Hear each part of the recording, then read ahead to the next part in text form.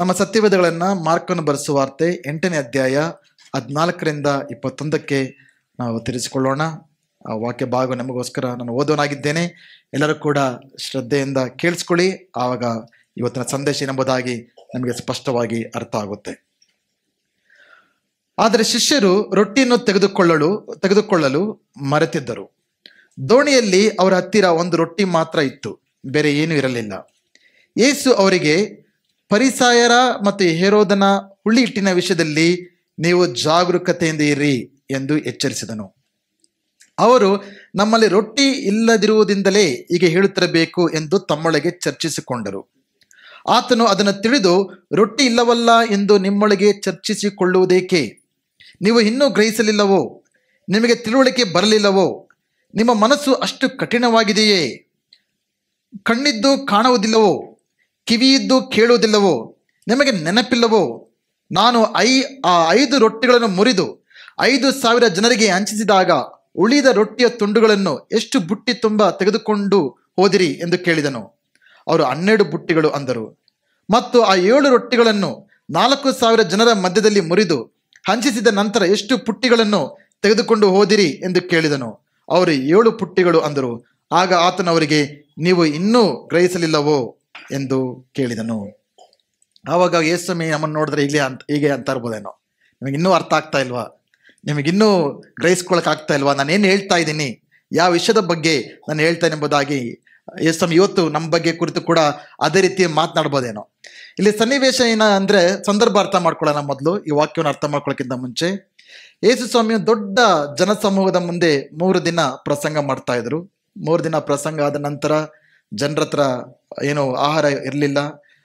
ಮನೆಗೆ ಹೋಗೋದ್ರ ಮುಂಚಿತ ಬಹಳ ಸುಸ್ತಾಗ್ತಾರೆ ಎಂಬುದಾಗಿ ಅಲ್ಲಿದ್ದಂಥ 7 ರೊಟ್ಟಿ ಕೆಲವು ಮೀನುಗಳನ್ನು ತೆಗೆದುಕೊಂಡು 4,000 ಜನರಿಗೆ ಹಂಚಿದ ಅದ್ಭುತವನ್ನ ಯೇಸುಸ್ವಾಮಿ ಮಾಡಿದರು. ಇದಕ್ಕಿಂತ ಮುಂಚೆ ಇನ್ನೊಂದ್ಸತಿ 5 ರೊಟ್ಟಿ 2 ಮೀನನ್ನ ಅವರು ಅದನ್ನ ಆಶೀರ್ವದಿಸಿ 5,000 ಗಂಡಸರಿಗೆ ಹಂಚಿದ್ದು ಅದೊಂದು ಬೇರೆ ಘಟನೆ. 2 ಘಟನೆಗಳು ನಡೆದಿದೆ. ಓಕೆ, ಈ 4,000 ಜನರಿಗೆ ಹಂಚಿದ ನಂತರ ಯೇಸುಸ್ವಾಮಿ ಸ್ಥಳಕ್ಕೆ ಹೋಗ್ತಾರೆ. ಅಲ್ಲಿ ಫರಿಸಾಯರು ಬಂದು ಕೇಳ್ತಾ ಇದ್ದಾರೆ, ನೀನು ನಿಜವಾಗ್ಲೂ ದೇವರ ಮಗನೇ ಆಗಿದ್ದರೆ ನಮಗೇನಾದ್ರೂ ಸೂಚನೆಯನ್ನು ತೋರಿಸು ಎಂಬುದಾಗಿ. ಈ ಫರಿಸಾಯರು ಆ ದಿನದ ಧಾರ್ಮಿಕ ಜನರಾಗಿದ್ರು, ದೇವರ ಮಕ್ಕಳು ಕೂಡ ಆಗಿದ್ರು, ಇಸ್ರಾಯೇಲರಾಗಿದ್ರು. ಯೇಸುಸ್ವಾಮಿ ಮೇಲೆ ನಂಬಿಕೆ ಇಡ್ತಾ ಇರಲಿಲ್ಲ, ಏನೋ ಸೂಚನೆ ಕೊಡು ಎಂಬುದಾಗಿ. ಯೇಸುಸ್ವಾಮಿ ಅವ್ರು ಕಂಡಾಗ ಬಹಳ ಕೋಪ ಉಂಟಾಯಿತು. ಇಷ್ಟು ಅದ್ಭುತಗಳು ಮಾಡ್ತಾ ಇದ್ದೇನೆ, ಇಷ್ಟು ದೇವರ ವಾಕ್ಯ ಹೇಳ್ತಾ ಇದ್ದೇನೆ, ಆದ್ರೂ ಕೂಡ ನಾನು ಯಾರು ಎಂಬುದಕ್ಕೆ ಅರ್ಥ ಮಾಡ್ಕೊಳಕ್ ಆಗ್ತಿಲ್ಲ ಎಂಬುದಾಗಿ ಅವ್ರ ಮೇಲೆ ಕೋಪ ಉಂಟಾಗುತ್ತೆ. ಅದಾದ ನಂತರ ಇನ್ನೊಂದು ಸ್ಥಳಕ್ಕೆ ಹೋಗ್ತಾರೆ. ಆ ಸ್ಥಳಕ್ಕೆ ಹೋದಾಗ ಶಿಷ್ಯರು ರೊಟ್ಟಿಯನ್ನು ತೆಗೆದುಕೊಂಡು ಬರೋದು ಮರ್ತು ಬಿಟ್ಟಿದ್ದಾರೆ. ಆ ದಿನದಲ್ಲಿ ರೊಟ್ಟಿ ಅನ್ನೋದು ಬಹಳ ಕಾಮನ್ ಫುಡ್, ಇವತ್ತಿನ ದಿನ ಥರ ಅಲ್ಲ. ಇಸ್ರಾಯೇಲರ ಮನೆಗಳಲ್ಲಿ, ಯೆರೂಸಲೇಮಿನಲ್ಲಿ ಎಲ್ಲರೂ ಕೂಡ ಪ್ರತಿದಿನ ಆಹಾರ. ನಮಗೆ ಅನ್ನ ಯಾವ ರೀತಿನೋ, ಕೆಲವರಿಗೆ ಮುದ್ದೆ, ಕೆಲವರಿಗೆ ಅನ್ನ. ಬಟ್ ಆ ದಿನಗಳಲ್ಲಿ ಅವರಿಗೆ ರೊಟ್ಟಿ ಅನ್ನೋದು ಎವ್ರಿ ಡೇ ಸ್ಟೇಪಲ್ ಫುಡ್, ಪ್ರತಿದಿನ ತಿನ್ನುವಂಥ ಆಹಾರ. ಹಾಗೂ ಇವತ್ತಿನ ದಿನ ಥರ ಮನೇಲಿ ಊಟ ಇಲ್ಲ ಅಂದರೆ ಹೋಟ್ಲಿಗೆ ಹೋಗೋಣ ರೀತಿಯ ಹೋಟ್ಲುಗಳು ಅಷ್ಟಿರಲಿಲ್ಲ. ಆವಾಗ ಝೊಮ್ಯಾಟೊ, ಸ್ವಿಗ್ಗಿ ಎಲ್ಲ ಕೂಡ ಏನೂ ಇರಲಿಲ್ಲ. ಸೊ ಅವ್ರಿಗೆ ಯೋಚನೆ ಆಗ್ಬಿಟ್ಟಿತ್ತು, ನೆಕ್ಸ್ಟು ಹೊಟ್ಟೆ ಹಸಿದ್ರೆ ಏನು ಮಾಡೋದು ಅಂತ. ಒಂದು ರೊಟ್ಟಿ ಮಾತ್ರ ಅವ್ರ ಹತ್ರ ಇರೋದು. ಆ ಸಂದರ್ಭದಲ್ಲಿ ಯೇಸುಸ್ವಾಮಿ ಏನು ಹೇಳ್ತಾರೆ ಅಂದರೆ ಇವರಿಗೆ ಅದ್ರ ಬಗ್ಗೆ ನಾನು ಫೋಕಸ್ ಮಾಡೋಕ್ಕೆ ನಾನು ಬಯಸ್ತೇನೆ. 15ನೇ ವಚನದಲ್ಲಿ ಯೇಸು ಅವ್ರಿಗೆ ಹೇಳ್ತಾ ಇದ್ದಾರೆ, ಫರಿಸಾಯರ ಮತ್ತು ಹೆರೋದನ ಹುಳಿ ಹಿಟ್ಟಿನ ವಿಷಯದಲ್ಲಿ ನೀವು ಜಾಗರೂಕತೆಯಿಂದ ಇರ್ರಿ ಎಂದು ಎಚ್ಚರಿಸಿದನು. ಶಿಷ್ಯರಿಗೆಲ್ಲ ಯಾವ್ದ್ರ ಬಗ್ಗೆ ಚಿಂತೆ? ನೆಕ್ಸ್ಟ್ ಊಟ ಸಮಯ ಬಂದಾಗ ರೊಟ್ಟಿ ಇಲ್ವಂತ ಚಿಂತೆ ಅವರಿಗೆ. ಬರೀ ಯೇಸುಸ್ವಾಮಿ ಏನಂತ ಅವರಿಗೆ ಹೇಳ್ತಾ ಇದ್ದಾರೆ, ಫರಿಸಾಯರ ಮತ್ತು ಹೆರೋದನ ಹುಳಿ ಹಿಟ್ಟಿನ ಬಗ್ಗೆ ನೀವು ಜಾಗರೂಕರಾಗಿರಿ ಎಂಬುದಾಗಿ. ಅನೇಕ ಸಾರಿ ನಮ್ಮ ಜೀವನದಲ್ಲೂ ಕೂಡ ಇದೇ ಪರಿಸ್ಥಿತಿ. ನಮಗೆ ಯಾವಾಗಲೂ ಕೂಡ ಈ ಲೋಕದ ಅಗತ್ಯಗಳ ಮೇಲೆ ಮನಸ್ಸಿರುತ್ತೆ. ಏನು ಊಟ ಮಾಡಬೇಕು, ಏನು ಹಾಕ್ಕೊಳ್ಬೇಕು, ಅಥವಾ ನಮ್ಮ ಅಗತ್ಯಗಳ ಮೇಲೆ, ಹಣಕಾಸಿನ ಚಿಂತೆ ಇರ್ಬೋದು, ಮಕ್ಕಳ ಚಿಂತೆ ಇರ್ಬೋದು, ಈ ಲೋಕದ ಚಿಂತೆಗಳಿಂದ ತುಂಬಿಕೊಂಡಿರ್ತೇವೆ. ಆದರೆ ಯೇಸುಸ್ವಾಮಿ ಹೇಳ್ತಾರೆ ಅದಕ್ಕಿಂತ ಇಂಪಾರ್ಟೆಂಟ್ ಇನ್ನೊಂದಿದೆ. ಯಾಕಂದರೆ ಈ ಲೋಕದ ಅಗತ್ಯಗಳನ್ನ ಯೇಸುಸ್ವಾಮಿ ಖಂಡಿತ ನೋಡ್ಕೊಳ್ತಾರೆ. ಯೇಸುಸ್ವಾಮಿನ ನಂಬಿದ ಮಕ್ಕಳನ್ನ ಎಂದಿಗೂ ಕೂಡ ಆತ ನಾಚಿಕೆ ಪಡಿಸೋದಕ್ಕೆ ಅವಕಾಶ ಕೊಡುವ ದೇವರೇ ಅಲ್ಲ. ಇಲ್ಲಿ ಯಾರಾದರೂ ಕೂಡ ಒಂದು ಹೊತ್ತು ಊಟ ಇಲ್ಲದೆ ಇದುವರೆಗಿದ್ದೀರಾ? ನೀವು ಯಾರಾದರೂ ಕೂಡ ಹಾಕೊಳಕ್ಕೆ ಬಟ್ಟೆ ಇಲ್ಲದೆ ಇದ್ದೀರಾ? ಒಳ್ಳೊಳ್ಳೆ ಬಟ್ಟೆಗಳು ಹಾಕೊಂಡ್ಬಂದಿದ್ದೀರಾ? ಯಾರಾದರೂ ಕೂಡ ಇರೋಕ್ಕೆ ಮನೆ ಇಲ್ಲದೆ ಇದ್ದೀರಾ? ಯೇಸುಸ್ವಾಮಿನ ನಂಬಂದವ್ರನ್ನ ಎಂದಿಗೂ ಕೂಡ ನಮ್ಮ ಅಗತ್ಯಗಳು ಏನಾಗಬಹುದು, ಬೇರೆ ಬೇರೆ ಅಗತ್ಯಗಳು ಬರ್ತಾ ಇರ್ತವೆ. ನಮ್ಮ ಹಿಂದಿನ ಜೀವಿತವನ್ನು ತಿರುಗಿ ನೋಡೋದಾದರೆ ಯೇಸುಸ್ವಾಮಿ ನಂಬಿಗಸ್ತನಾಗಿ ಎಲ್ಲ ಅಗತ್ಯಗಳನ್ನ ಸಂಧಿಸಿಕೊಂಡು ಬಂದಿದ್ದಾರೆ, ಅದ್ಭುತಗಳನ್ನ ಮಾಡಿದ್ದಾರೆ. ಆತನ ಮಾಡಿದ ಆಶೀರ್ವಾದಗಳನ್ನ ನಾವು ಲೆಕ್ಕ ಹಾಕೋದಕ್ಕೆ ಕೂಡ ಸಾಧ್ಯ ಇಲ್ಲ. ಆದರೆ ಶಿಷ್ಯರೇ ಯಾವ ರೀತಿ ಮರ್ತು ಬಿಡ್ತಾ ಇದ್ದಾರೋ, ನಾವು ಆಗಿಂದಾಗ ದೇವರು ನಮ್ಮ ಜೀವನದಲ್ಲಿ ಮಾಡತಕ್ಕಂಥ ಒಳ್ಳೆ ಕಾರ್ಯಗಳನ್ನು ಮರ್ತು ಬಿಡ್ತಿರ್ತೇವೆ, ಅದಕ್ಕೆ ಚಿಂತೆ ಮಾಡ್ತಿರ್ತೇವೆ ನಾವು. ಅರೆ ಏಸಮ ಹೇಳ್ತಾರೆ, 5,000 ಜನಕ್ಕೆ ನಾನು 5 ರೊಟ್ಟಿ 2 ಮೀನು ಹಂಚಿದ್ನಲ್ಲ, ಎಷ್ಟು ಬುಟ್ಟಿ ತೊಗೊಂಡ್ರಿ ನೀವು? 12 ಬುಟ್ಟಿ ತೊಗೊಂಡ್ರಿ.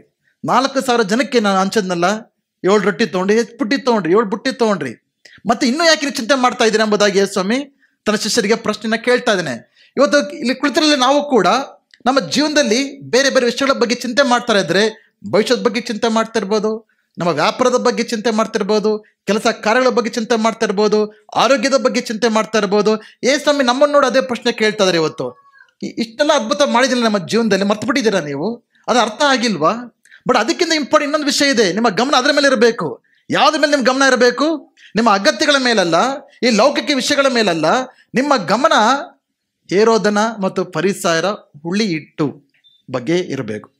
ಎಷ್ಟು ಜನಕ್ಕೆ ಹುಳಿ ಹಿಟ್ಟು ಅಂದರೆ ಅರ್ಥ ಏನಂತ ಗೊತ್ತು?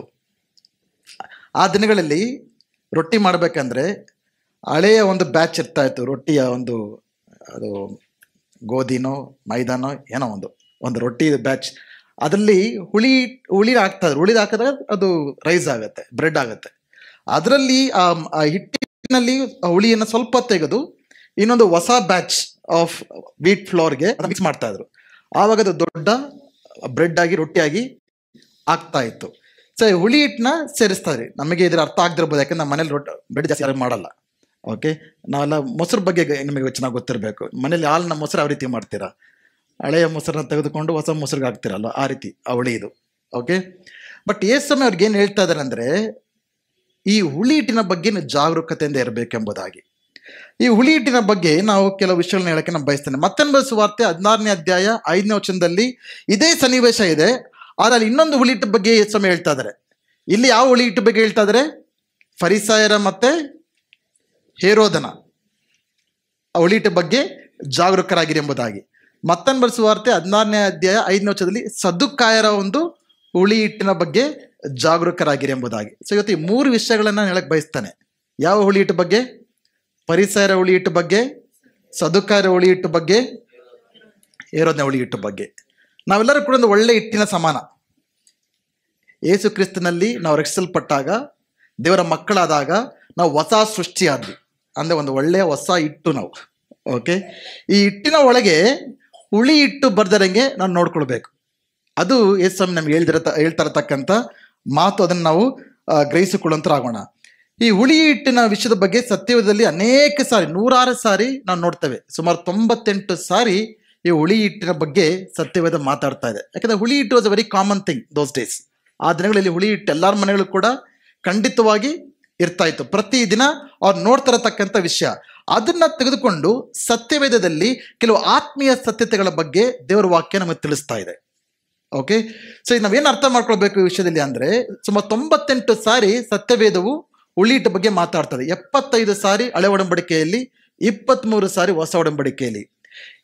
ಯಾವಾಗೆಲ್ಲ ಹುಳಿ ಹಿಟ್ಟು ಬರುತ್ತೋ ಅದು ಯಾವುದಕ್ಕೆ ಹೋಲಿಸಲ್ಪಟ್ಟಿದೆ ಅಂದರೆ ಪಾಪದ ಬಗ್ಗೆ, ಕೆಟ್ಟ ಸಂಗತಿಗಳ ಬಗ್ಗೆ, ಓಕೆ, ಲೌಕಿಕ ವಿಷಯಗಳ ಬಗ್ಗೆ, ದೇವರಿಗೆ ಇಷ್ಟವಿಲ್ಲದ ಕಾರ್ಯಗಳ ಬಗ್ಗೆ, ದೇವರಿಗೆ ಇಷ್ಟವಿಲ್ಲದ ಗುಣಗಳ ಬಗ್ಗೆ, ಇದ್ರ ಬಗ್ಗೆನೇ ಅದು ಈಕ್ವೇಟ್ ಆಗಿದೆ ಹೊರತು ಒಳ್ಳೆಯ ವಿಷಯಗಳು ಎಂದಿಗೂ ಅಲ್ಲ, ಎಲ್ಲೋ ಒಂದು ಕಡೆ ಇರ್ಬೋದಷ್ಟೇ. ಸೊ ಈ ಹುಳಿ ಹಿಟ್ಟು ಯಾವ ರೀತಿ ಕಾರ್ಯ ಮಾಡುತ್ತೆ ಗೊತ್ತಾ? ಸ್ವಲ್ಪ ಹುಳಿ ಹಿಟ್ಟು ತೆಗೆದುಕೊಂಡು ಹಾಕಿದ್ರೆ ಸಾಕು, ಇಡೀ ಹಿಟ್ಟನ್ನೇ ಅದೇನು ಮಾಡುತ್ತೆ? ಹುಳಿ ಮಾಡುತ್ತೆ. ಅದು ಸ್ವಲ್ಪ ಹಾಕಿದ್ರು ಸಾಕು, ಇಡೀ ಹಿಟ್ಟು ಹುಳಿ ಮಾಡುತ್ತೆ. ಅದು ಯಾವ ರೀತಿ ಕಾರ್ಯ ಮಾಡುತ್ತೆ ಅಂದರೆ ಸೈಲೆಂಟಾಗಿ ಕಾರ್ಯ ಮಾಡುತ್ತೆ, ಸ್ಲೋ ಆಗಿ ಕಾರ್ಯ ಮಾಡುತ್ತೆ, ಗ್ರ್ಯಾಜುಲಿ ಕಾರ್ಯ ಮಾಡುತ್ತೆ. ಸೊ ನಮ್ಮ ಜೀವನದಲ್ಲಿ ಪಾಪಗಳು ಕೂಡ ಇದೇ ರೀತಿಯಾಗಿ ಕಾರ್ಯ ಮಾಡ್ತವೆ. ಶರೀರಕ್ಕೆ ಸಂಬಂಧಪಟ್ಟಂಥ ಆಸೆಗಳು, ಲೋಕಕ್ಕೆ ಸಂಬಂಧಪಟ್ಟಂಥ ಆಸೆಗಳು, ಕಣ್ಣಿನ ಆಸೆಗಳು, ಯಾವುದೇ ಪಾಪಗಳಾಗಿರಬಹುದು, ಅದು ಯಾವ ರೀತಿಯಾಗಿ ನಮ್ಮಲ್ಲಿ ಎಂಟ್ರಾಗುತ್ತೆ ಅಂದರೆ ಚಿಕ್ಕ ಮೊತ್ತದಲ್ಲಿ, ಸಣ್ಣ ಮೊತ್ತದಲ್ಲಿ. ಅದು ನಮ್ಮನ್ನು ಯಾವ ರೀತಿ ಅದು ಕೆಡಿಸ್ಬಿಡುತ್ತೆ ಅಂದರೆ ಸ್ಲೋಲಿ, ಸ್ಟಡಿಲಿ, ಗ್ರ್ಯಾಜುಲಿ, ಸೈಲೆಂಟ್ಲಿ ನಮ್ಮ ಜೀವಿತವನ್ನು ಕರಪ್ಟ್ ಮಾಡಿಬಿಡುತ್ತೆ.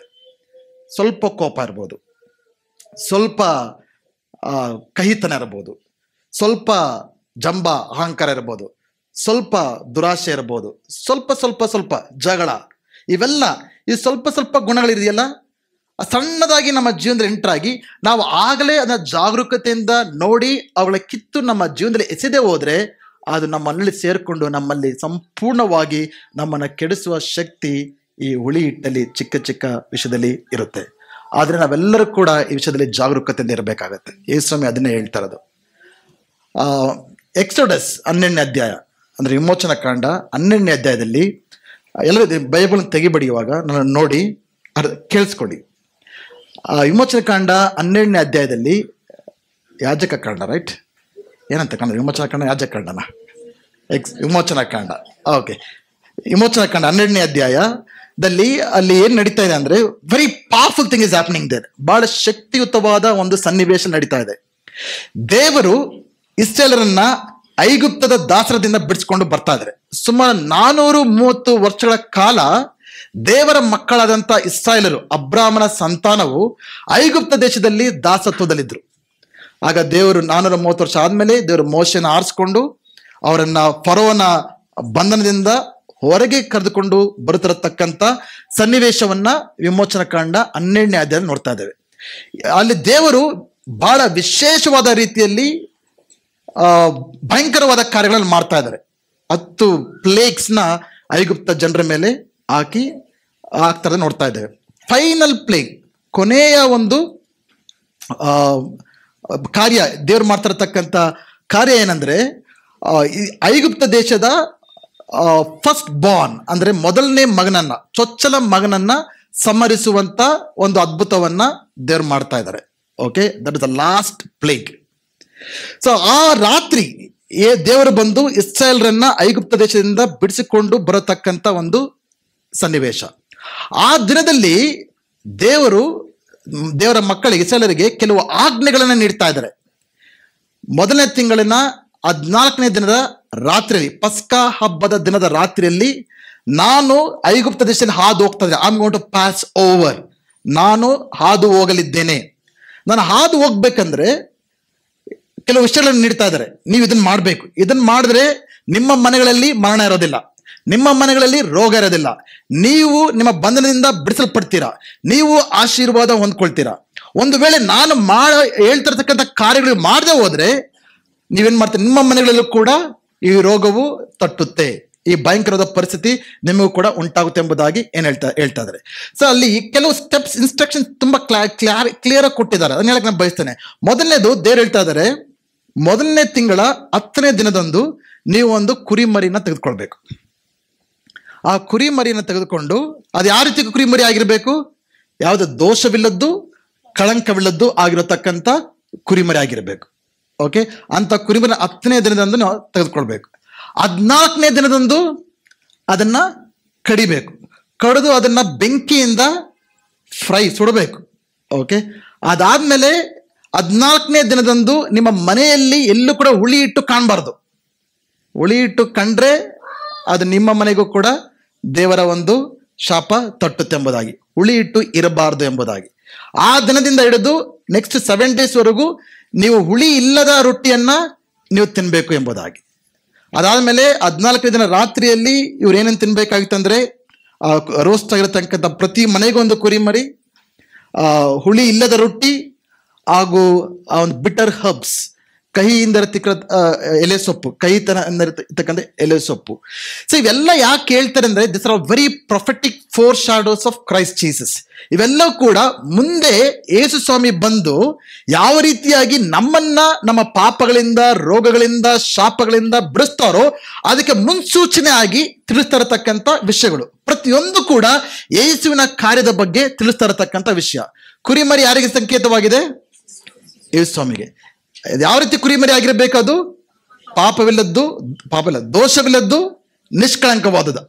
ಸೊ ಯಾರು ದೋಷವಿಲ್ಲದ ವ್ಯಕ್ತಿ ಯಾರು? ನಿಷ್ಕಳಂಕವಾದ ವ್ಯಕ್ತಿ ಯಾರು? ಯೇಸು ಸ್ವಾಮಿ. ಅವರು ಮಾತ್ರ ಈ ಲೋಕದ ಪಾಪಗಳನ್ನ ತನ್ನ ಮೇಲೆ ಹಾಕಿಕೊಳ್ಳುವಂತ ಯೋಗ್ಯತೆ ಹೊಂದಿರತಕ್ಕಂಥವ್ರು ಯೇಸು ಸ್ವಾಮಿ ಮಾತ್ರ. ಯಾಕಂದ್ರೆ ಲೋಕದ ಪ್ರತಿಯೊಬ್ಬರು ಕೂಡ ಪಾಪ ಮಾಡಿದ್ದಾರೆ. ಪಾಪವಿಲ್ಲದಂಥ ವ್ಯಕ್ತಿ, ದೋಷವಿಲ್ಲದಂಥ ವ್ಯಕ್ತಿ, ಕಳಂಕವಿಲ್ಲದಂಥ ವ್ಯಕ್ತಿಯಾಗಿರೋ ಯೇಸು ಕ್ರಿಸ್ತನ ಮಾತ್ರನೇ. ಅದನ್ನ ಸೂಚಿಸುವಂತ ವಿಷಯ ಈ ಕುರಿಮರಿ ಆಗಿದೆ. ಒಂದು ನಮ್ಗೆ ಸಂತೋಷವಾಗಬೇಕು ಏನಂದ್ರೆ, ಅದಾದ ನಂತರ ಪ್ರತಿ ವರ್ಷ ಕೂಡ ಇಸ್ರಾಯೇಲರು ಬಲಿಗಳನ್ನು ಅರ್ಪಿಸೋದಕ್ಕೆ ದೇವಾಲಯಕ್ಕೆ ಬಂದಾಗ ಅವರು ಯಾಜಕರು ಕುರಿಮರಿಯನ್ನ ನೋಡ್ತಾರೆ, ಎಕ್ಸಾಮಿನ್ ಮಾಡ್ತಾರೆ. ಈ ಕುರಿಮರಿಯಲ್ಲಿ ಯಾವುದೇ ಕಳಂಕ ಇದೆಯಾ, ದೋಷ ಇದೆಯಾ ಅಂತ. ಕುರಿಮರಿಯಲ್ಲಿ ಒಂದು ವೇಳೆ ದೋಷ ಇದ್ರೆ, ಕಳಂಕ ಇಲ್ಲದೆ ಅದನ್ನ ಅಕ್ಸೆಪ್ಟ್ ಮಾಡ್ತಾ ಇರಲಿಲ್ಲ. ಸೊ ನಮ್ಗೇನು ಇದ್ರ ಬಗ್ಗೆ ನಮಗೆ ಒಂಥರ ಒಳ್ಳೆ ವಿಷಯ ಏನು ಅನ್ನಿಸ್ಬೇಕಂದ್ರೆ, ಯಾಜಕರು ಯಾರನ್ನ ಟೆಸ್ಟ್ ಮಾಡ್ತಾ ಇರಲಿಲ್ಲ, ಬಲಿಯನ್ನ ಅರ್ಪಿಸೋದಕ್ಕೆ ಬಂದಿರತಕ್ಕಂಥ ವ್ಯಕ್ತಿಯನ್ನ ಎಕ್ಸಾಮಿನ್ ಮಾಡ್ತಾ ಇರಲಿಲ್ಲ. ಯಾರನ್ನ ಎಕ್ಸಾಮಿನ್ ಮಾಡ್ತಾ ಇದ್ರು? ಕುರಿಮರಿಯನ್ನ ಎಕ್ಸಾಮಿನ್ ಮಾಡ್ತಾರೆ. ಇವತ್ತು ನಾವು ದೇವರ ಮುಂದೆ ಬಂದಾಗ ದೇವ್ರು ಯಾರನ್ನ ಎಕ್ಸಾಮಿನ್ ಮಾಡ್ತಾ ಇದ್ದಾರೆ? ನಮ್ಮನ್ನು ಮಾಡ್ತಾ ಇಲ್ಲ, ಕುರಿಮರಿನ ಮಾಡ್ತಾ ಇದ್ದಾರೆ. ಓಕೆ, ಅಂದ್ರೆ ಯೇಸು ಕುರಿಮರಿ ನಿಷ್ಕಳಂಕ ಇಲ್ಲದಿರತಕ್ಕಂಥ ಆಗಿರೋದ್ರಿಂದ, ಯಾವುದೇ ಕಲ್ಮಶ ಇಲ್ಲದಿರ ಆಗಿರೋದ್ರಿಂದ ದೇವರು ನಮ್ಮನ್ನ ಅಂಗೀಕರಿಸ್ಕೊಳ್ತಾ ಇದ್ದಾರೆ. ನಮ್ಮಲ್ಲಿ ದೋಷಗಳಿದೆ, ನಮ್ಮಲ್ಲಿ ಪಾಪವಿದೆ, ನಮ್ಮಲ್ಲಿ ಕಳಂಕವಿದೆ, ನಮ್ಮಲ್ಲಿ ಲೋಪಗಳಿದೆ, ನಮ್ಮಲ್ಲಿ ಕೊರತೆಗಳಿದೆ, ಇದೆಯಾ ಇಲ್ವಾ? ಆದ್ರೂ ಕೂಡ ಇವತ್ತು ನಾವು ದೇವರ ಸಾನ್ನಿಧ್ಯಕ್ಕೆ ಬರಕ್ಕೆ ಯಾವ ರೀತಿ ಸಾಧ್ಯ ಆಗ್ತಾ ಇದೆ? ಯಾಕಂದ್ರೆ ಯೇಸು ಸ್ವಾಮಿಯು ನಮ್ಮ ಪಾಪಗಳಿಗೋಸ್ಕರ ಆತನ ಸತ್ತಿರೋದ್ರಿಂದ, ಆತನ ರಕ್ತವನ್ನ ಸುರಿಸೋದ್ರಿಂದ ನಾವು ಇದ್ದ ಹಾಗೆ ದೇವರ ಸ್ಥಿತಿಗೆ ಬರ್ಬೋದು. ಆದ್ರೆ ನಮ್ಮಲ್ಲಿ ಇರ್ಬೇಕಾಯ್ದು ಒಂದೇ, ಪಶ್ಚಾತ್ತಾಪದ ಹೃದಯ, ನಂಬಿಕೆಯ ಹೃದಯ, ದೇವರನ್ನು ಕ್ಷಮಿಸು ಎಂಬುದಾಗಿ ಕೇಳುವಂತ ಮನೋಭಾವ, ಆ ಯಥಾರ್ಥ ಸ್ವಭಾವವು ನಮ್ಮಲ್ಲಿದ್ದರೆ ಸಾಕು. ಬಟ್ ನಮ್ಮಲ್ಲಿ ಕಳಂಕಗಳು ಇಲ್ಲದೆ ಇರೋದಕ್ಕೆ ಸಾಧ್ಯವಿಲ್ಲ. ದೇವರು ಕುರಿಮರಿಯನ್ನ ನೋಡಿ, ಆ ಪರಿಶುದ್ಧವಾದ ಕುರಿಮರಿಯನ್ನ ನೋಡಿ ದೇವರು ನಮ್ಮನ್ನ ಅಂಗೀಕರಿಸಿಕೊಳ್ಳುವಂತ ದೇವರಾಗಿದ್ದಾರೆ. ಆಮೇನ್, ಹಾಲೆಲೂಯ. ಎರಡನೇದು, ಆ ಕುರಿಮರಿಯನ್ನ ಏನ್ ಯಾವ ರೀತಿ ತಿನ್ಬೇಕಂತ ಹೇಳಿದ್ರು? ಬೇಯಿಸ್ಕೊಂಡು ತಿನ್ನಿ ಅಂತ ಹೇಳಿದ್ರ? ಸುಡಬೇಕು. ಅದು ಯಾವ್ದಕ್ಕೆ ಸೂಚನೆ ಆಗುತ್ತೆ? ಬೆಂಕಿಯಿಂದ ಸುಡಲ್ಪಟ್ಟಂತ ಕಾರ್ಯ ಯೇಸು ಸ್ವಾಮಿಯ ಮೇಲೆ ದೇವರು ಸುರಿಸಿದಂತ ನ್ಯಾಯ ತೀರ್ಪಿನ ಬಗ್ಗೆ ಅದು ಸೂಚಿಸುವಂತ ಕಾರ್ಯ, ಜಡ್ಜ್ಮೆಂಟ್ ಆಫ್ ಗಾಡ್. ದೇವರು ಪಾಪದ ಮೇಲೆ ಮಾಡಬೇಕಾಗಿರತಕ್ಕಂಥ ನ್ಯಾಯ ತೀರ್ಪನ್ನ ಯೇಸು ಸ್ವಾಮಿಯ ಮೇಲೆ ಮಾಡಿದ್ರು. ಅದಕ್ಕೆ ನಮಗೆ ತಟ್ಟಬೇಕಂತ ನ್ಯಾಯ ತೀರ್ಪು ಅದು ಯಾರಿಗಾಗಿದೆ? ಯೇಸು ಸ್ವಾಮಿಗಾಗಿದೆ. ನಮ್ಮನ್ನ ಫ್ರೀ ಬಿಟ್ಟಿದ್ದಾರೆ. ಒಂದು ಕೈ ತುಂಬಿರತಕ್ಕಂಥ ಸೊಪ್ಪು ಅದು ಯಾವುದಕ್ಕೆ ಸೂಚನೆ ಆಗಿದೆ? ಯೇಸು ಸ್ವಾಮಿಯು ಶಿಲುಬೆ ಮೇಲೆ ಪಟ್ಟಂತ ವೇದನೆ, ಬಾಧೆಗಳನ್ನ ಸೂಚಿಸುವಂತ ವಿಷಯವಾಗಿದೆ. ನಾನು ಯಾಕೆ ಈ ವಿಷಯ ಹೇಳ್ತಾ ಇದ್ದೇನೆಂದ್ರೆ, ಇವೆಲ್ಲವೂ ಕೂಡ ಯೇಸು ಸ್ವಾಮಿಯ ಮುಂದೆ ಅನೇಕ ಸಾವಿರಾರು ವರ್ಷಗಳಿಂದ, 1500 ವರ್ಷಗಳ ಮುಂದೆ ಮಾಡಿರುವ ಕಾರ್ಯವನ್ನ ಹಿಂದೆನೆ ದೇವರು ಸೂಚನೆಗಳ ಮುಖಾಂತರ ತಿಳಿಸಿದ್ದಾರೆ. ಇವತ್ತು ನನ್ನ ಒಂದು ಫೋಕಸ್ ಯಾವ್ದ್ರ ಮೇಲೆ ಆಗಿದೆ ಅಂದ್ರೆ, ಅವ್ರು ಏನ್ ತಿನ್ಬೇಕಾಯ್ತಂದ್ರೆ ಹುಳಿ ಇಲ್ಲದ ರೊಟ್ಟಿ. ದೇವರು ನಾನು ಹಾದು ಹೋಗುವ ದಿನವನ್ನ ನಿಯಮಿಸಿದ್ದಾಗ 14ನೆಯ ದಿನದಂದು ದೇವರು ಐಗುಪ್ತದಲ್ಲಿ ಹಾದು ಹೋಗೋದಕ್ಕೆ ಸಮಯ ಬಂದಾಗ ದೇವರು ಇಸ್ರಾಯೇಲರಿಗೆ ಏನ್ ಹೇಳಿದ್ರು ಅಂದ್ರೆ, ಒಂದೊಂದು ವಿಷಯ ಇಂಪಾರ್ಟೆಂಟ್ ಮರ್ತೋದೆ. ಅದೇನಂದ್ರೆ, ಕುರಿಮರಿಯ ರಕ್ತವನ್ನು ಎಲ್ಲಿ ಚೆಲ್ಲಬೇಕು? ಅವರು ಬಾಗಿಲಿಗೂ, ಡೋರ್ ಪೋಸ್ಟ್ ಮತ್ತೆ ಲಿಂಟಲ್ಸ್ಗೆ ಅವರು ರಕ್ತವನ್ನ ಚೆಲ್ಲಬೇಕಾಯ್ತು. ಆ ರಕ್ತವನ್ನು ನೋಡಿದಾಗ ದೇವರ ಮನೆಯನ್ನ ದಾಟಿ ಹೋಗ್ತಾ ಇದ್ರು, ಆ ಮನೆಗೆ ಮರಣ ಸಂಭವಿಸ್ತಾ ಇರಲಿಲ್ಲ. ಅದು ಕೂಡ ಯೇಸು ಸ್ವಾಮಿಯ ಪರಿಶುದ್ಧವಾದ ರಕ್ತವನ್ನ ಸೂಚಿಸುವಂತ ವಿಷಯ. ಇವೆಲ್ಲ ಕೂಡ ದೇವರು ಬಹಳ ಸ್ಪಷ್ಟವಾಗಿ ಹಳೆ ಒಡಂಬಡಿಕೆಯಲ್ಲಿ ತಿಳಿಸಿದ್ರು. ಯೇಸು ಸ್ವಾಮಿ ಈ ಲೋಕಕ್ಕೆ ಬಂದಾಗ ಅವೆಲ್ಲವನ್ನು ಕೂಡ ಡೀಟೇಲ್ಡ್ ಆಗಿ ಪರಿಪೂರ್ಣವಾಗಿ ಪೂರೈಸಿದ್ದನ್ನ ನಾವು ನೋಡ್ತಾ ಇದ್ದೇವೆ. ಇದರ ಮಧ್ಯದಲ್ಲಿ ದೇವರು ಕೊಟ್ಟ ಸೂಚನೆ ಅಂದ್ರೆ, ನಿಮ್ಮ ಮನೆಗಳೇನಿರಬಹುದು? ಹುಳಿ ಇರುವ ರೊಟ್ಟಿ ಇರಬಾರ್ದು. ಅಂದ್ರೆ ಆ ದಿನ ಅವ್ರೇನ್ ಮಾಡ್ತಾರೆ, ಪ್ರತಿಯೊಬ್ಬರು ಕೂಡ ಆ ಮನೆಗಳನ್ನ ಕಂಪ್ಲೀಟ್ ಆಗಿ ಎಕ್ಸಾಮಿನ್ ಮಾಡ್ತಾ ಇದ್ರು. ಮಕ್ಕಳಿರಬಹುದು. ಈಗಲೂ ಕೂಡ ಯಹೂದ್ಯರು ಇಸ್ರಾಯೇಲ್ ದೇಶದಲ್ಲಿ ಈ ಪಸ್ಕಾ ಹಬ್ಬ ಬರೋಕ್ಕಿಂತ ಮುಂಚೆ, ಅದರ ಹಿಂದಿನ ದಿನ ರಾತ್ರಿ ಮಕ್ಕಳೆಲ್ಲ ಕೂಡ, ಮನೆಯವರೆಲ್ಲರೂ ಕೂಡ ಸೇರಿಕೊಂಡು ಒಂದು ಕ್ಯಾಂಡಲ್ ಲೈಟ್ ಇಟ್ಕೊಂಡು ರಾತ್ರಿ ಹುಡುಕಾಡ್ತಾರೆ, ಎಲ್ಲಾದ್ರೂ ಹುಳಿ ಇದೆಯಾ ಅಂತ, ಹುಳಿ ಇರೋ ರೊಟ್ಟಿ ಇದೆಯಾ ಅಂತ. ಆಮೇಲೆ ಪ್ರಾರ್ಥನೆ ಕೂಡ ಮಾಡ್ತಾರೆ, ದೆನ್ ದೇ ವಿಲ್ ಡಿಕ್ಲೇರ್, ಈ ಮನೆಯಲ್ಲಿ ಹುಳಿ ಇಲ್ಲ ಎಂಬುದಾಗಿ.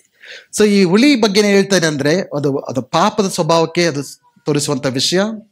ಅದು ಚಿಕ್ಕ ಚಿಕ್ಕ ವಿಷಯಗಳಿಗೆ ದೇವರಿಂದ ನಮ್ಮನ್ನು ದೂರ ಮಾಡುವಂತ ವಿಷಯಗಳನ್ನ ಸೂಚಿಸುವಂತ ವಿಷಯ. ಸೊ ನಾನು ಹೇಳ್ಬೇಕಾದ ಸಂಗತಿ ಏನಂದ್ರೆ ಇಷ್ಟೇ ಆಗಿದೆ. ಈ ಒಂದು ಉಪವಾಸ ದಿನಗಳು, ನಾಳೆಯಿಂದ ನಾವು ಉಪವಾಸ ದಿನಗಳಲ್ಲಿ ನಾವು ಪಾಲ್ಗೊಳ್ಳಲಿದ್ದೇವೆ. ಈ ಒಂದು ಸಮಯದಲ್ಲಿ ನಾವು ಯಥಾರ್ಥವಾಗಿ ದೇವರ ಮುಂದೆ ನಾವು ಬರುವಾಗ ದೇವರು ನಮ್ಮ ಮಧ್ಯದಲ್ಲಿ ವಿಶೇಷವಾದ ರೀತಿಯಲ್ಲಿ ಚಲಿಸ್ತಾನೆ ಎಂಬುದಾಗಿ ನಾನು ನಂಬಿಕೆ. ಜನ ನಂಬ್ತೀರಾ? Hallelujah, hallelujah. ದೇವರು ನಮ್ಮ ಈ ಸಭೆಯಲ್ಲಿ ನಾವು ಯಾವಾಗೆಲ್ಲ ಉಪವಾಸದ ಕೂಟಗಳಿಗೆ ನಾವು ಬಂದಿದ್ದೆವು, ದೇವರಲ್ಲಿ ನಾವು ಪ್ರಾರ್ಥನೆಗೆ ಬಂದಿದ್ದೆವು, ದೇವರು ನಮ್ಮ ಎಲ್ಲರ ಜೀವನದಲ್ಲಿ ವಿಶೇಷದ ಕಾರ್ಯಗಳನ್ನು ಮಾಡಿದ್ದಾನೆ. ಈ ಒಂದು ನಾಳೆಯಿಂದ ನಾವು ಉಪವಾಸ ಕಾರ್ಯಕ್ಕೆ ಬಂದಾಗ ಖಂಡಿತವಾಗಿಯೂ ದೇವರು ನಮ್ಮ ಮಧ್ಯದಲ್ಲಿ ಕಾರ್ಯಗಳನ್ನ ಮಾಡ್ತಾನೆ ಎಂಬುದು ನಂಬುತ್ತೇನೆ. ಆ ದಿನದಲ್ಲಿ ಯಾವ ರೀತಿಯಾಗಿ ದೇವರು ಇಸ್ರಾಯೇಲರನ್ನ ತಮ್ಮ ಪಾಪದ ಬಂಧನಗಳಿಂದ, ಶಾಪದ ಬಂಧನಗಳನ್ನ, ಐಗುಪ್ತದ ಬಂಧನಗಳಿಂದ ಯಾವ ರೀತಿಯಾಗಿ ಬಿಡಿಸಿ ಅವ್ರನ್ನ ಕರ್ಕೊಂಡು ಬಂದರು, ಈ ದಿನದಲ್ಲೂ ಕೂಡ ದೇವರು ನಮ್ಮ ಪಾಪಗಳ ಬಂಧನಗಳಿಂದ, ಶಾಪಗಳ ಬಂಧನಗಳಿಂದ, ರೋಗದ ಬಂಧನಗಳಿಂದ ಇನ್ನು ಯಾವ ಯಾವ ಕ್ಷೇತ್ರದಲ್ಲಿ ನಾವು ಬಂಧಿಸಲ್ಪಟ್ಟಿದ್ದೇವೋ ಅವೆಲ್ಲ ಬಂಧನಗಳನ್ನ ದೇವರು ಮುರಿದು ನಮ್ಮನ್ನ ಸ್ವತಂತ್ರಗೊಳಿಸಿ ಆಚೆ ಕರ್ಕೊಂಡು ಹೋಗ್ತಾರೆ ಎಂಬುದಾಗಿ ನನ್ನ ನಂಬಿಕೆ ಆಗಿದೆ. ಹಲ್ಲೆಲೂಯಾ. ಆದರೆ ನಾವು ಮಾಡಬೇಕಾಗಿರ್ತಕ್ಕಂಥ ಕಾರ್ಯ ಏನು? ನಮ್ಮ ಜೀವನದಲ್ಲಿ ಏನಾದರೂ ಹುಳಿ ಹಿಟ್ಟು ಇದೆ ಎಂಬುದಾಗಿ ಪರೀಕ್ಷಿಸ್ಕೊಳ್ಬೇಕು. Hallelujah, hallelujah. ಎಷ್ಟು ಜನ ಸಿದ್ಧವಾಗಿದ್ದೀರಾ? ನಾಳೆಯಿಂದ ಉಪವಾಸ ಪ್ರಾರ್ಥನೆ ಸ್ಟಾರ್ಟ್ ಆಗಿದ್ದಕ್ಕಿಂತ ಮುಂಚೆ ಓಕೆ, ನಾವು ದೇವರ ಸನ್ನಿಧಿಯಲ್ಲಿ ಕುಳಿತುಕೊಂಡು ನಾವೇ ಪರೀಕ್ಷಿಸಿಕೊಳ್ಬೇಕು. ದೇವರೇ, ನನಗೆ ಇಷ್ಟವಿಲ್ಲದ ಕಾರ್ಯ ನನ್ನ ಜೀವನದಲ್ಲಿ ಏನಿದೆ? ನನ್ನ ವೈಯಕ್ತಿಕ ಜೀವನದಲ್ಲಾಗಿರ್ಬೋದು, ಕುಟುಂಬದ ಜೀವನದಲ್ಲಾಗಿರ್ಬೋದು, ವ್ಯಾಪಾರದ ಜೀವನದಲ್ಲಾಗಿರ್ಬೋದು, ಕೆಲಸದ ಜೀವನದಲ್ಲಾಗಿರ್ಬೋದು, ಸೇವೆಯ ಜೀವನದಲ್ಲಾಗಿರ್ಬೋದು, ಎಲ್ಲಿ ನಾನು ನನಗೆ ಇಷ್ಟವಿಲ್ಲದ ಕಾರ್ಯಗಳನ್ನು ಮಾಡ್ತಾ ಇದ್ದೇನೆ, ಎಲ್ಲಿ ನಾನು ಬಿದ್ದು ಹೋಗಿದ್ದೇನೆ, ಎಲ್ಲಿ ನಾನು ಸೋತು ಹೋಗಿದ್ದೇನೆ, ಎಲ್ಲಿ ನಾನು ಬಂಧಿಸಲ್ಪಟ್ಟಿದ್ದೇನೆ, ಎಲ್ಲಿ ಹುಳಿ ರೊಟ್ಟಿ ಇದೆ, ಇದನ್ನು ನೀವು ಪರೀಕ್ಷಿಸಿಕೊಂಡು ನೀವು ದೇವರ ಸಾನ್ನಿಧ್ಯಕ್ಕೆ ಬರುವಾಗ ದೇವರು ವಿಶೇಷವಾದ ಕಾರ್ಯಗಳನ್ನು ನಮ್ಮ ಮಧ್ಯದಲ್ಲಿ ಮಾಡಲಿದ್ದಾನೆ. ಹಲ್ಲೆಲೂಯಾ. ಈ ಅವಕಾಶವನ್ನು ಕಳೆದುಕೊಂಡ್ರೆ ಇದು ಒಂದು ಒಳ್ಳೆಯ ಅವಕಾಶ, ಸದಾವಕಾಶ. ನಾವು ಒಂದನ್ನು ಅರ್ಥ ಮಾಡ್ಕೊಳ್ಬೇಕು, ಎಲ್ಲಿಯವರೆಗೂ ಈ ಲೋಕದಲ್ಲಿ ನಾವಿರ್ತೇವೋ, ಎಲ್ಲಿರೋವರೆಗೂ ಈ ಶರೀರದಲ್ಲಿ ಜೀವಿಸ್ತಾ ಇರ್ತೇವೋ, ಆಗಿಂದಾಗ ನಾವು ತಪ್ಪುಗಳನ್ನು ಮಾಡ್ತಾ ಇರ್ತೇವೆ, ಪಾಪಗಳಲ್ಲಿ ಬೀಳ್ತಾ ಇರ್ತೇವೆ, ನಾವು ಬೇರೆ ಬೇರೆ ಕಾರ್ಯಗಳಲ್ಲಿ ಬಂಧಿಸಲ್ಪಡ್ತಾನೆ ಇರ್ತೇವೆ. ಬಟ್ ಆಗಿಂದಾಗ ನಾವೇ ಪರೀಕ್ಷಿಸಿಕೊಳ್ತಾ ಇರಬೇಕು. ದೇವರ ಮುಂದೆ ನಾವು ಯಥಾರ್ಥವಾಗಿ ಬಂದು ನಮ್ಮ ಸಂಬಂಧವನ್ನ ಸರಿಪಡಿಸಿಕೊಂಡು ನವೀಕರಿಸ್ಕೊಳ್ಬೇಕಾಗಿದೆ. ಹಲ್ಲೆಲೂಯಾ. ಆದರೆ ಪ್ರೇರೆ, ಈ ಕ್ಷಣದಲ್ಲಿ ನಿಮ್ಮ ಜೀವಿತ ಯಾವ ರೀತಿ ಇದೆ ಎಂಬುದಾಗಿ ನನಗೆ ಗೊತ್ತಿಲ್ಲ, ನನ್ನ ಜೀವಿತ ಏನೆಂಬುದಾಗಿ ನಿಮಗೆ ಗೊತ್ತಿಲ್ಲದೆ ಇರ್ಬೋದು.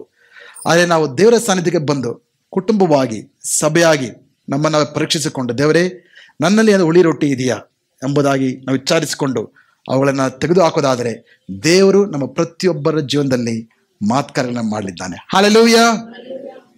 ಸಾಧಾರಣವಾಗಿ ನೋಡೋದಾದರೆ ಎಲ್ಲರಿಗೂ ಕೂಡ ಮಾತುಕಾರ್ಯಗಳು ಬೇಕು, ಅದ್ಭುತಗಳು ಬೇಕು, ಸ್ವಸ್ಥತೆಗಳು ಬೇಕು, ಬಿಡುಗಡೆ ಬೇಕು, ಆಶೀರ್ವಾದ ಬೇಕು. ಅದೆಲ್ಲರಿಗೂ ಯಾರಿಗಾದ್ರೂ ಇಷ್ಟ ಇಲ್ವಾ? ಅವೆಲ್ಲ ಎಲ್ಲರಿಗೂ ಬೇಕು ತಾನೆ.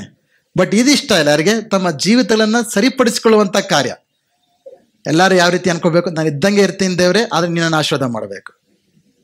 No no no no no, ಅದು ನಡೆಯೋ ಕಾರ್ಯ ಅಲ್ಲ. ಸಭೆಗೆ ಸಾಯೋವರೆಗೂ ಬರ್ತಾಯಿರಿ ಸಭೆಗೆ, ನಿಮ್ಮಲ್ಲಿ ಬದಲಾವಣೆ ಇಲ್ಲ ಅಂದರೆ ದೇವರ ಆಶೀರ್ವಾದಗಳನ್ನು ಕಾಣಕ್ಕೆ ಸಾಧ್ಯ ಇಲ್ಲ. ಸಭೆಗೆ ಬಂದಷ್ಟು ಮಾತ್ರಕ್ಕೆ, ಪ್ರಾರ್ಥನೆ ಮಾಡೋಷ್ಟು ಮಾತ್ರಕ್ಕೆ, ಆರಾಧನೆ ಮಾಡೋಷ್ಟು ಮಾತ್ರಕ್ಕೆ, ಕಾಣಿಕೆ ಕೊಟ್ಟಷ್ಟು ಮಾತ್ರಕ್ಕೆ ಇವೆಲ್ಲ ಒಳ್ಳೆಯದು ಮಾಡಿ, ಇವೆಲ್ಲ ಮಾಡಿ ನಿಮ್ಮ ಹೃದಯಗಳನ್ನು ಸರಿಪಡಿಸ್ಕೊಳ್ದೆ ಹೋದರೆ ಎಲ್ಲ ಕೂಡ ವ್ಯರ್ಥವಾಗಿರುತ್ತೆ. ಅದನ್ನ ಪ್ರಿಯರೇ, ನಮ್ಮ ಸಭೆಯಲ್ಲಿ ಈ ಒಂದು ಕಾಲದಲ್ಲಿ ದೇವರು ತಂದಿರತಕ್ಕಂಥ ಸದಾವಕಾಶವನ್ನು ನಾನು ನಿಮ್ಮೊಟ್ಟಿಗೆ, ನಾನು ಪರಿಪೂರ್ಣವಾಗಿ ನಿಂತಿಲ್ಲ, ನಾನು ಪರಿಶುದ್ಧನಾಗಿ ನಿಂತಿಲ್ಲ, ನಾನು ನಿಮ್ಮೊಟ್ಟಿಗೆ ಒಬ್ಬನಾಗಿ ನಾನು ಕೂಡ ನನ್ನ ಹೃದಯವನ್ನು ಪರೀಕ್ಷಿಸಿಕೊಂಡು ನಿಮ್ಮೆಲ್ಲರೊಟ್ಟಿಗೆ ಒಂದು ಕುಟುಂಬವಾಗಿ ನಾವು ದೇವರಲ್ಲಿ ಸಮಯವನ್ನು ಕಳೆಯುವಂತರಾಗೋಣ. Hallelujah, hallelujah. ಈ ಸಮಯವನ್ನು ಬಹಳ ಗಂಭೀರವಾಗಿ ನಾವು ತೆಗೆದುಕೊಂಡು ಪರಿಶುದ್ಧವಾಗಿ ನಾವು ಬಾಳುವಂಥ ಜನರಾಗಿ ನಾವು ಬಯಸುವಂತರಾಗೋಣ. ಇನ್ನೊಂದು ಅರ್ಥ ಮಾಡ್ಕೊಳ್ಬೇಕೇನೆಂದರೆ, ದೇವರು ಏನು ಮಾಡಿದ್ರು? ಇಸ್ರಾಯೇಲರನ್ನ ಬಿಡಿಸಿದ್ರು ಐಗುಪ್ತದಿಂದ. ಆಮೇಲೆ ನೆಕ್ಸ್ಟ್ 7 ದಿನ ಏನು ಮಾಡಿದ್ರು? ಈ ಹುಳಿ ಇಲ್ಲದ ರೊಟ್ಟಿಯನ್ನು ತಿನ್ನಬೇಕು ಅಂತ ಹೇಳಿದ್ರು. ದೇವರು ಇಸ್ರಾಯೇಲಿಗೆ ದಶಾಜ್ಞೆಗಳನ್ನ, ಧರ್ಮಶಾಸ್ತ್ರ ಯಾವಾಗ ಕೊಟ್ಟರು? ಐಗುಪ್ತದಲ್ಲಿ ಕೊಟ್ರ ಅಥವಾ ಅರಣ್ಯದಲ್ಲಿ ಕೊಟ್ರ? ಅಂದ್ರೆ ಫಸ್ಟ್ ಯಾವ್ದು ಬಂತು? ವಿಮೋಚನೆನ, ಧರ್ಮಶಾಸ್ತ್ರನ? ಇದೆಷ್ಟು ದೇವರ ಒಳ್ಳೆಯ ಗುಣ ಅಂತ ಯೋಚನೆ ನೋಡಿ.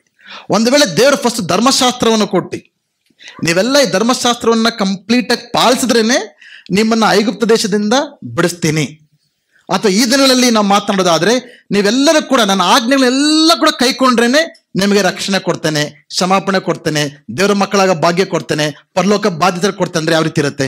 ಆಗುತ್ತಾ? ನಾವು ಯಾಶ್ವದ ಹೊಂದ್ಕೊಳಕ್ ಸಾಧ್ಯ ಆಗುತ್ತಾ? ಬಟ್ ದೇವರ ಕೃಪೆಯನ್ನ, ದೇವರ ದಯೆಯನ್ನ, ದೇವರ ಪ್ರೀತಿಯನ್ನ ಒಮ್ಮೆ ಯೋಚನೆ ಮಾಡಿ ನೋಡಿ. ದೇವರು ಏನ್ ಹೇಳ್ತಾರೆ? ಮೊದಲು ನಮ್ಮನ್ನು ಬಿಡಿಸ್ತಾ ಇದ್ದಾರೆ, ಪಾಪದಿಂದ ಬಿಡಿಸ್ತಾ ಇದ್ದಾರೆ, ಶಾಪಗಳಿಂದ ಬಿಡಿಸ್ತಾ ಇದ್ದಾರೆ, ಎಲ್ಲವನ್ನು ಬಿಡಿಸಿ ಇವಾಗ ಏನ್ ಹೇಳ್ತಾ ಇದ್ದಾರೆ? ನೀತಿವಂತರಾಗಿ ಬಾಳಿ, ಧರ್ಮಶಾಸ್ತ್ರವನ್ನ ಗೈಕೊಳ್ಳಿರಿ, ಆಜ್ಞೆಗಳನ್ನ ಗೈಕೊಳ್ಳಿರಿ. ಹಲ್ಲೆಲೂಯಾ. ದೇವರಮ್ಮನ್ನ ಬಿಡಿಸ್ತಾ ಇದ್ದಾರೆ ಫಸ್ಟ್, ವಿಮೋಚಿಸ್ತಾ ಇದ್ದಾರೆ ಫಸ್ಟ್. ಆಮೇಲೆ ದೇವರು ಹೇಳ್ತಾರೆ ನಿಮ್ಮ ಪರಿಶುದ್ಧವಾದ ಜೀವಿತವನ್ನ ಜೀವಿಸಿ ಎಂಬುದಾಗಿ. ಅದಕ್ಕೆ ನಾವು ಪೌಲನು ಬರಿತಾ ಇದ್ದಾರೆ, 1 ಕೊರಿಂಥದವರಿಗೆ 5ನೇ ಅಧ್ಯಾಯ 6ನೇ ವಚನದಿಂದ ಬರಿತಾ ಇದ್ದಾರೆ, ಸಭೆಗೆ ಬರಿತಾ ಇದ್ದಾರೆ, ಹೊಸ ಒಡಂಬಡಿಕೆ ಸಭೆಗೆ ಬರಿತಾ ಇದ್ದಾರೆ. ನಮಗೂ ಕೂಡ ಅನ್ವಯಿಸುವಂತ ವಾಕ್ಯ ಇದು. 1 ಕೊರಿಂಥದವರಿಗೆ 5ನೇ ಅಧ್ಯಾಯ 6ರಿಂದ 8. ನೀವು ಹೊಗಳಿಕೊಳ್ಳುವುದು ಒಳ್ಳೆಯದಲ್ಲ, ಸ್ವಲ್ಪ ಹುಳಿ ಕಲಿಸಿದರೆ ಕಣಕವೆಲ್ಲ ಹುಳಿ ಆಗುತ್ತೆ ಎಂಬುದು ನಿಮಗೆ ತಿಳಿಯೋದು. ನೀವು ಹುಳಿ ಇಲ್ಲದವರೆನಿಸಿಕೊಂಡದ್ರಿಂದ ಹಳೆ ಹುಳಿಯನ್ನ ತೆಗೆದು ಹಾಕಿ ಹೊಸ ಕಣಕದಂತಾಗಿರಿ. ಯಾಕೆಂದರೆ ಈಗಾಗಲೇ ನಮ್ಮ ಪಸ್ಕ ಯಜ್ಞದ ಕುರಿಮರಿಯು ಬಲಿಯಾಗಿದೆ. ಆ ಕುರಿಮರಿ ಯಾವುದಂದ್ರೆ ಕ್ರಿಸ್ತನೇ.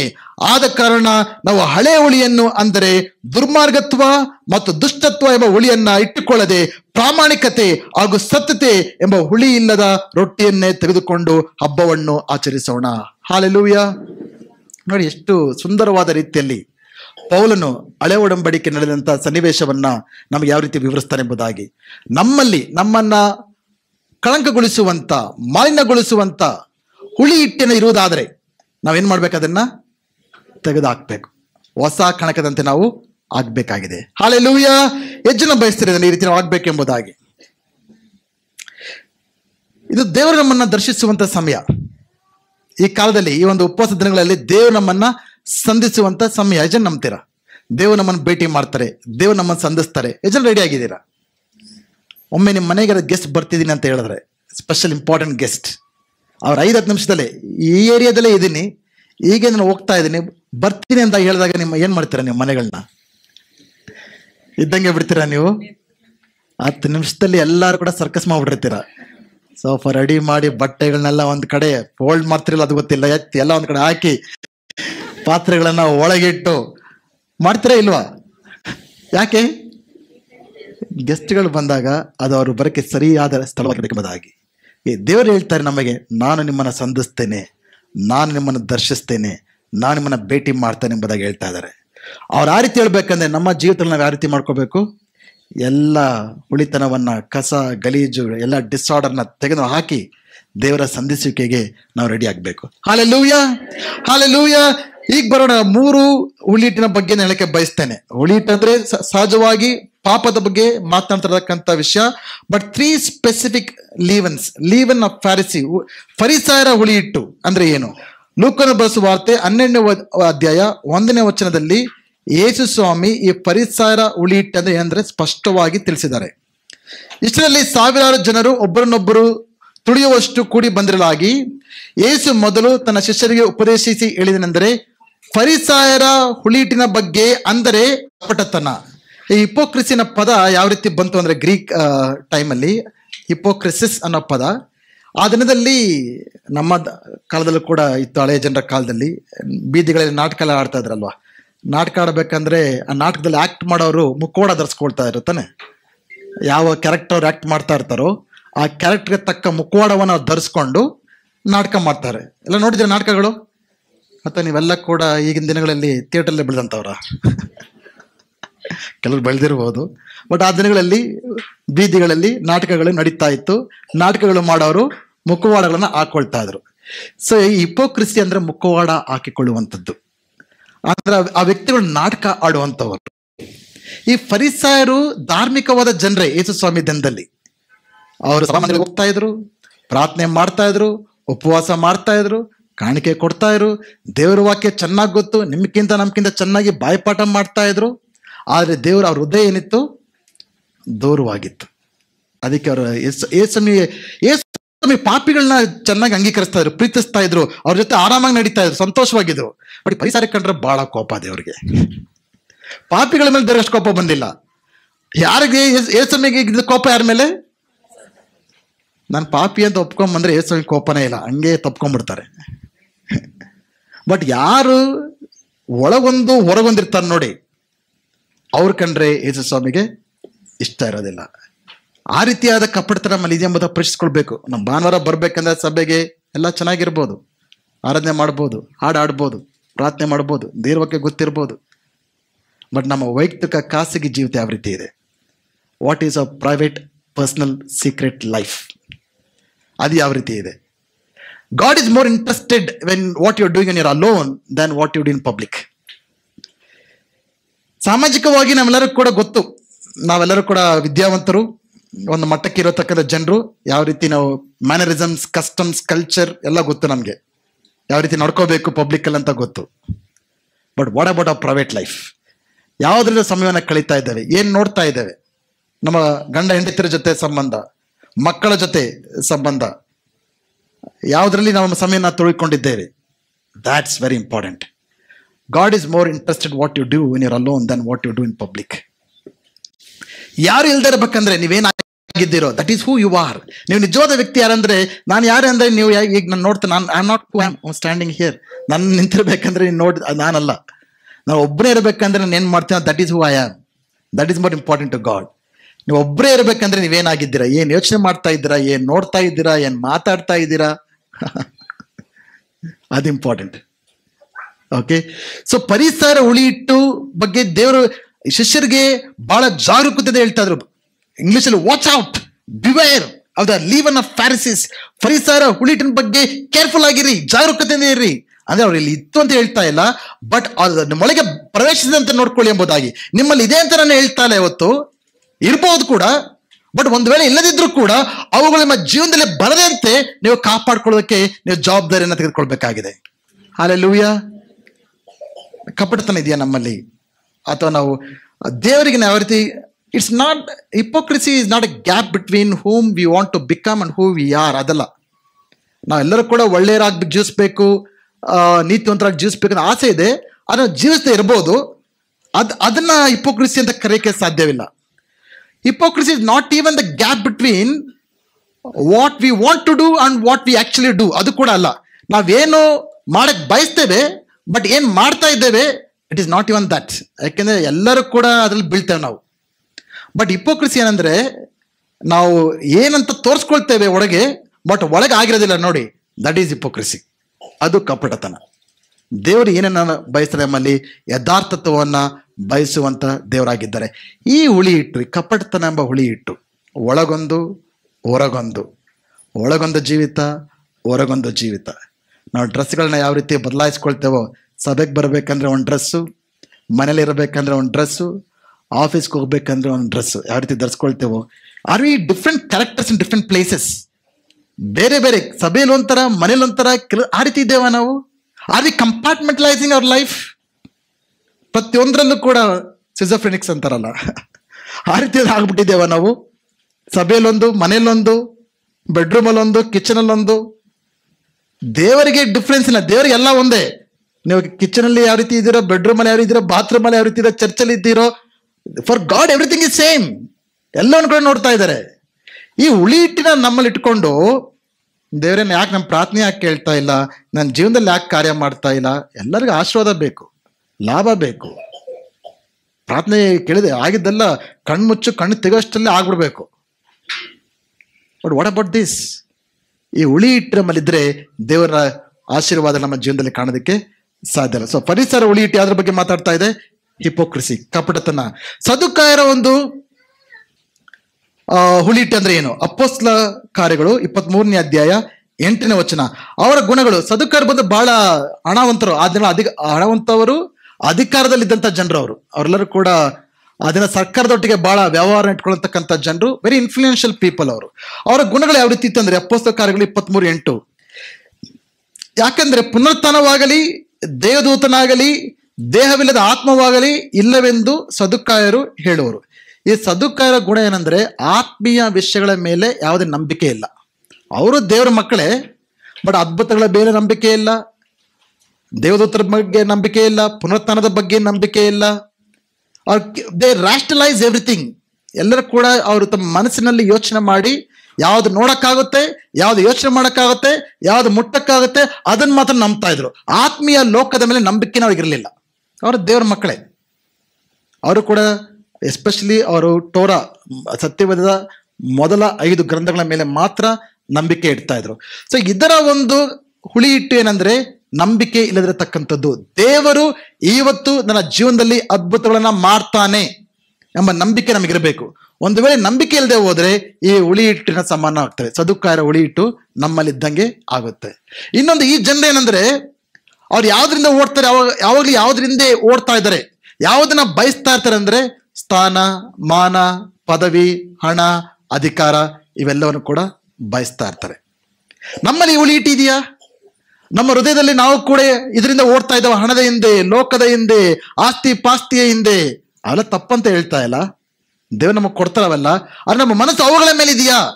ಅದರಿಂದನೇ ಓಡ್ತಾ ಇದೆ. ದೇವರನ್ನು ಮರೆತು, ದೇವರ ಕಾರ್ಯಗಳನ್ನು ಮರೆತು, ದೇವರ ರಾಜ್ಯವನ್ನು ಮರೆತು, ಸಭೆಯನ್ನು ಮರೆತು, ಸೇವೆಯನ್ನು ಮರೆತು, ಆತ್ಮೀಯ ಜೀವಿತದ ಬಗ್ಗೆ ಮರೆತು, ನಾವು ಕೇವಲ ಅವುಗಳಿಂದ ಮಾತ್ರ ಓಡ್ತಾ ಇದ್ದೇವಾ ಅನ್ನೋದ್ರ ಬಗ್ಗೆ ಯೋಚನೆ ಮಾಡಬೇಕು.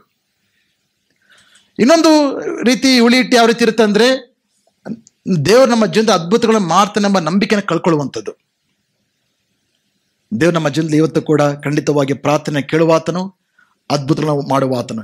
ಈ ಒಂದು ಉಪವಾಸ ದಿನಗಳಲ್ಲೂ ಕೂಡ ಖಂಡಿತವಾಗಿಯೂ ದೇವರು ನಮ್ಮೆಲ್ಲರ ಜೀವನದಲ್ಲಿ ಅದ್ಭುತಗಳನ್ನು ಮಾಡುವಾತನಾಗಿದ್ದಾನೆ. ಹಾಲೆಲೂಯಾ. ಸೊ ಸದುಕಾಯರ ಹುಳಿ ಹಿಟ್ಟು ಅಂದ್ರೆ ಏನು? ಅಪನಂಬಿಕೆ, ಅನುಮಾನ, ಸಂಶಯ ಹಾಗೂ ಲೋಕದ ಸ್ಥಾನ ಮಾನ ಪದಗಳ ಹಿಂದೆ ಓಡುವಂಥದ್ದು. ಈ ಹುಳಿ ಹಿಟ್ಟು ನಮ್ಮಲ್ಲಿ ಇದೆಯಾ?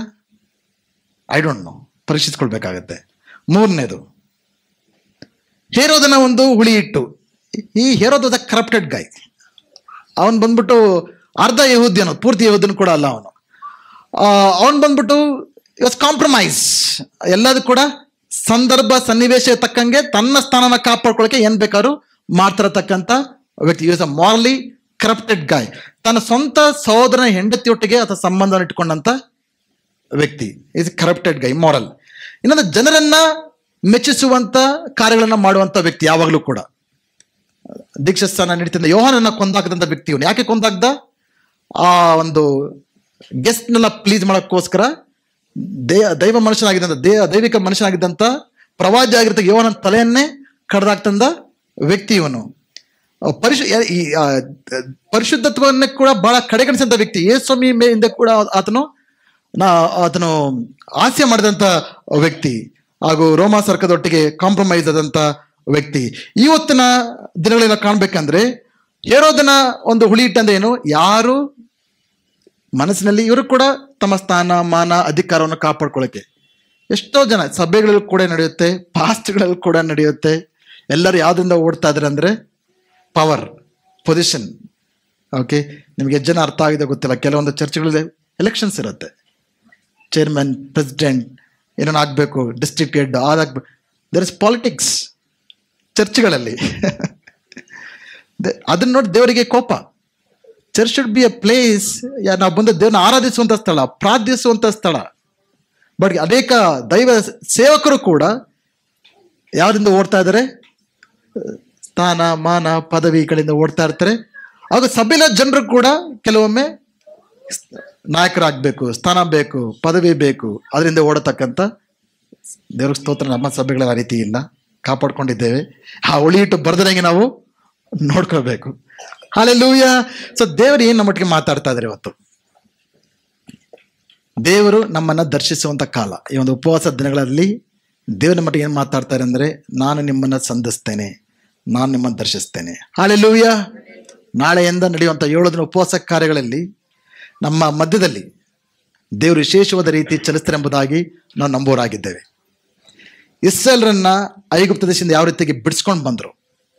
ನಿಮ್ಮ ಬಂಧನಗಳು ಏನಾಗಿದೆಯೋ ಗೊತ್ತಿಲ್ಲ, ನಿಮ್ಮ ತೊಂದರೆಗಳು ಏನಾಗಿದೆ ಗೊತ್ತಿಲ್ಲ, ನಿಮ್ಮ ಕಷ್ಟಗಳು ಏನಾಗಿದೆ ನನಗೆ ಗೊತ್ತಿಲ್ಲ, ಯಾವ ಪರಿಸ್ಥಿತಿ ಸಿಕ್ಕಾಕೊಂಡು ಎಂಬುದಾಗಿ ನನಗೆ ಗೊತ್ತಿಲ್ಲ. ಆದರೆ ನಾವು ನಮ್ಮ ಕಡೆಯಿಂದ ಎಲ್ಲ ಹುಳಿ ಹಿಟ್ಟನ್ನ ತೆಗೆದು ನಮ್ಮ ಜೀವಿತದಿಂದ ತೆಗೆದು ಹಾಕಿ ದೇವರ ಸಾನ್ನಿಧ್ಯಕ್ಕೆ ನಾವು ಬರುವಾಗ, ದೇವರು ಐಗುಪ್ತ ದೇಶದಲ್ಲಿ ಯಾವ ರೀತಿಗೆ ಅದ್ಭುತಗಳನ್ನ ಮಾಡಿ ಇಸ್ರಾಯೇಲರನ್ನ ಬಿಡಿಸ್ಕೊಂಡು ಬಂದ್ರು, ಈ ಒಂದು ಕಾಲದಲ್ಲಿ ಪ್ರತಿಯೊಬ್ಬರ ಜೀವನದಲ್ಲಿ ದೇವರ ಮಾತುಕಾರಗಳನ್ನು ಬಾಡಿ ನಮ್ಮನ್ನು ಬಿಡಿಸಿಕೊಂಡು ನಮ್ಮನ್ನು ಕರ್ಕೊಂಡು ಬರ್ತಾ ಎಂಬುದಾಗಿ ನಾನು ನಂಬುವಾತನಾಗಿದ್ದೇನೆ. Hallelujah, hallelujah. ಅದೇ ಈ 3 ಹುಳಿ ಹಿಟ್ಟು ನಮ್ಮ ಜೀವನದಲ್ಲಿ ಇದೆಯಾ? ಫರಿಸಾಯರ ಹುಳಿ ಹಿಟ್ಟು ಕಪಟತನ, ಸದುಕಾಯರ ಹುಳಿ ಹಿಟ್ಟು ಏನದು? ಅಪನಂಬಿಕೆ, ಅನುಮಾನ, ಸಂಶಯ. ಹೇರೋದನ ಹುಳಿ ಹಿಟ್ಟು ಲೌಕಿಕ ಆಡಂಬರ ಹಾಗೂ ಜನರನ್ನ ಮೆಚ್ಚಿಸುವಂತ ಗುಣಗಳು. ಏನಿದೆ? ಎಂತ ಒಂದು ಹುಳಿ ಹಿಟ್ಟು ನಮ್ಮಲ್ಲಿದೆ. ಯೇಸುಸ್ವಾಮಿ ನಮ್ಮ ನೋಡಿ ಹೇಳ್ತಾರೆ, ಜಾಗರೂಕತೆಯಿಂದ ಇರಿ, ಬಿವೇರ್, ವಾಚ್ ಔಟ್. ಈ ಒಂದು ಹುಳಿ ಹಿಟ್ಟು ನಮ್ಮ ಸೇರ್ಕೊಂಡಿರೋದಾದ್ರೆ ಇವತ್ತಿನಿಂದ, ಈ ಕ್ಷಣದಿಂದ ಅವು ನಮ್ಮಿಂದ ಬೇರ್ಪಡಿಸ್ಕೊಳ್ಳೋಣ. ಪ್ರತಿಯೊಬ್ಬರು ಕೂಡ ಹೇಳ್ತಿರತಕ್ಕಂಥ ಮಾತು, ಪ್ರತಿಯೊಬ್ಬರು ಕೂಡ ಯೇಸುಸ್ವಾಮಿ ಹೇಳ್ತಿರತಕ್ಕಂಥ ಮಾತು, ಬಿವೇರ್, ಎಚ್ಚರಿಕೆಯಿಂದ ಇರಿ, ಜಾಗರೂಕತೆಯಿಂದ ಇರಿ. ಯಾಕಂದ್ರೆ ಈ ಹುಳಿ ಹಿಟ್ಟು ಸ್ವಲ್ಪವಾಗಿ ನಮ್ಮ ಜೀವನದಲ್ಲಿ ಪ್ರವೇಶಿಸಿ ನಮಗೆ ಗೊತ್ತಿಲ್ಲದೇನೆ ಯಾವ ರೀತಿ ಅದು ಬೆಳೆಯುತ್ತಾ ಇಡೀ ಹಿಟ್ಟನ್ನು ಅದು ಹುಳಿಯಾಗಿ ಮಾಡುತ್ತೋ. ಈ ಸ್ವಲ್ಪ ಗುಣಗಳು, ಸ್ವಲ್ಪ ಜಂಬ, ಸ್ವಲ್ಪ ಅಹಂಕಾರ, ಸ್ವಲ್ಪ ಕೋಪ, ಸ್ವಲ್ಪ ದ್ರಾಶೆ, ಸ್ವಲ್ಪ ಇವೆಲ್ಲ ಕೂಡ ನಮ್ಮನ್ನ ಕೆಡಿಸಿ ಹಾಕುವಂತ ಸಾಮರ್ಥ್ಯ ಅವುಗಳು ಉಳ್ಕೊಂಡಿರುತ್ತೆ. ಆದರೆ ಈ ಒಂದು ದಿನಗಳಲ್ಲಿ ದೇವರ ಮಟ್ಟಿಗೆ ಮಾತನಾಡ್ತಿರಕ್ಕಂಥ ಮಾತು, ಈ ಹುಳಿ ಹಿಟ್ಟನ್ನ ನಮ್ಮಿಂದ ತೆಗೆದುಹಾಕಿ ದೇವರ ಸಂಧಿಸುವಿಕೆಗೋಸ್ಕರ, ದೇವರ ದರ್ಶನಕ್ಕೋಸ್ಕರ ನಾವು ಸಿದ್ಧರಾಗುವಂತಾಗೋಣ.